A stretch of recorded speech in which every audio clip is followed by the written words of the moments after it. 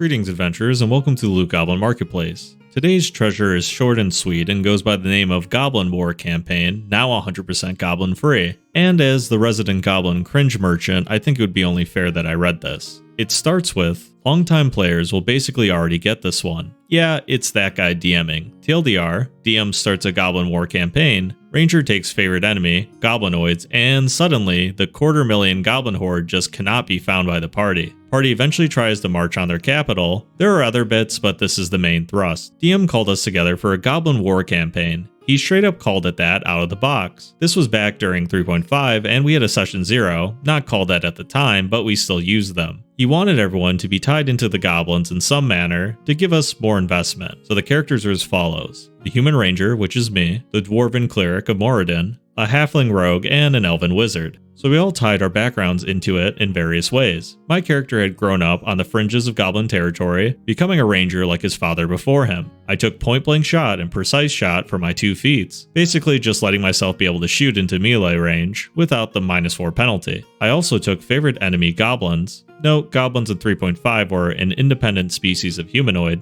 not fae. Simple enough, I get +2 to hit and damage against goblinoids, and a +2 to track and other such skills against them. Everyone was really amped. We were talking about how we were going to get our Battle of Helm's Deep. We were ready to go. Halfling came from a village that had been raided and taken out by hobgoblins, and was looking to free her people from their bondage. The Elven Wizard was pretty much going after the goblins because he knew what they would do to the forest to build their war machine up. Dwarven Cleric, well, they're pretty much born with a grudge against goblins, so that one was sort of a gimme. It started off fine. We got word of a massive goblin horde, numbering the hundreds of thousands, on the march and coming straight for our kingdom, razing and pillaging the land as they went. We and others were quickly conscripted into a militia and given our specialized abilities. We were banded together as a group to carry out special attacks. Our first mission was go after the vanguards, who would be coming ahead of the main horde. This amounted to bandit activities but with goblins instead of humans. We went out and it was going quite well. I took point as ranger, sniffing out ambush spots, and we were all doing fairly consistent damage, but not much in the way of crits or fumbles, so it was going about average. Since we all had horses, and I'm a ranger, I suggested that we could train at least my horse to be able to aid in tracking, since horses do have scent as a special ability. The group agreed with the idea, and we took what time we could between missions working on it.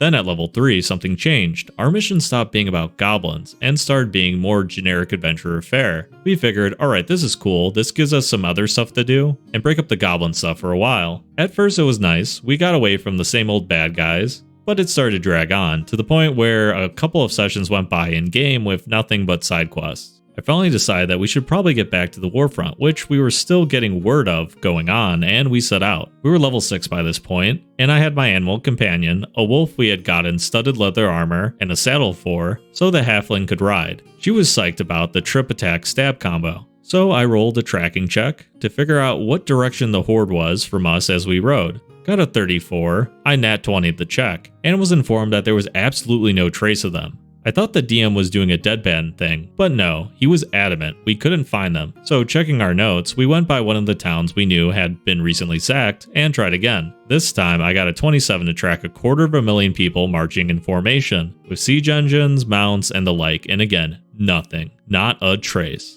And I'm just going to chime in here and say that this party is clearly working very hard to synergize with each other, and they're playing their best ability to fit in the setting. They had a session 0, so it was very clear to them what kind of enemies they'd be facing. Now it seems that maybe the DM is regretting only having one type of minion, which he gets to shake it up. I totally understand that. Rangers do sometimes seem a little bit powerful when the only people they're fighting in a campaign is the exact thing they're favored against. But trust me when I say a ranger really plays a lot differently when everyone isn't in their favorite terrain and their favorite enemy. So you threw in some new minions to shake it up, which is really cool, but now when the ranger and the rest of the party again are doing what they're good at, you throw another curveball, and that's just going to make any team just get very dissatisfied with the campaign quickly and just feel like their actions don't matter. Not only did he nat 20 a check and always feels bad to waste it, but I understand not having to always make it succeed.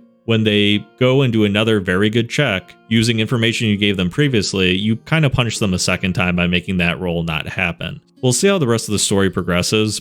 We got spells to help us out. Nothing. We checked for traces of magic that might be hiding the army's movement. Again, no. Across 3 full sessions, we were pulling out every trick we could think of for finding the horde and just nothing. Meanwhile, we're getting beset by monsters. The rogue was kind of loving it, cause she was making incredibly effective use of her sneak attack. That's when the next bit changed. We stopped encountering anything with an anatomy. Seriously, it all started being aberrations, undead, oozes, or if we did pull a humanoid, they had protection against flank, sneak attack. When I got my next favorite enemy, I decided to test the theory. I took undead. Surprise, surprise, the undead problem suddenly evaporated. Next, we perfected our strategies for fighting oozes, and again, suddenly, they're just gone from the world. This is where we finally stopped, and in between sessions, came to a unanimous decision. Beginning of the next session, we pointed the Goblin capital on the map, and we stated we were running to sack it. This startled the DM.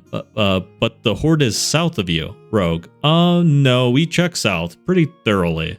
Wizard. So we figured there has to be some goblins to fight in their capital, and we just might be able to draw the enemy back towards us to stop us from breaking their supply lines. Classic military strategy, really. We went round for several minutes more, detailing how this was our best shot, and the DM is steadily turning a shade of purple. It was the cleric who called an end to it. Thing is, we wouldn't have to do this if you weren't making it impossible to find the main plot of your campaign. We didn't want to go here, but what's our option? I almost started to put in there, but got the mom eye from the rogue. DM finally fessed up. When we kept spotting ambushes, and when we were very strategic from the start, he got scared we were going to face roll the whole campaign, so he shunted us off. Then apparently, the rogue started getting regular sneak attack hits in, and it threw him off further. Combination of myself and the cleric against undead had him pulling the undead out. He finishes his rant about stuff, and it was quiet for a moment. When the wizard said, "You know you could have just given the goblin class levels, right?"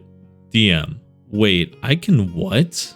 And there concludes the story. Like I said, short, sweet, and a little frustrating, but nothing that can't be resolved with good communication. This DM, I want to give them the benefit of the doubt that they are just new and they do a problem that I see many DMs do, which is if they don't know how to address something, they just find a way to completely mitigate it. If you have a player that has decided to specialize towards one thing and they're finally starting to see it pay off, the worst thing you can do is completely mitigate it. So if the rogue's starting to enjoy their sneak attack damage because, you know, they've gotten good weapons, they have a solid dex score, they're landing more hits than not. If you think it's too much, it's your job as the DM maybe to tweak it so that the AC is a little bit higher, because you don't want them, you know, landing every blow, but you definitely don't want them landing 0% of the blows, because then at that point they wonder why they weren't playing a fighter or literally any other class. Same thing with the ranger. He had a favorite enemy. Because you had a session 0, he wasn't really metagaming because you wanted the story to be tied to fighting goblins. So what other favorite enemy could he really have picked? I think ultimately as a DM, if you're feeling like fights are going too easy in your party's favor because they're being so strong tactically, sometimes it does make sense to buff some stats, add a couple more goblins. You know, if an encounter is supposed to last a couple rounds and they dispatch the whole crew within a round or two, you can always have another patrolling group of goblins come across them and, you know, enter the battle, make it kind of like a 2-phase fight. Now, if you do this every time, they might get annoyed or they might start specializing in AoE to make that trivialized, but that's the fun of the combats, you know? You're always presenting a new challenge. They're trying to make sure that next time around it's easier, and you just both keep upping the ante. As long as you aren't taking it personally, because as the DM, you're going to have a lot of encounters you lose, ideally. There really is no harm in letting them get their payoff.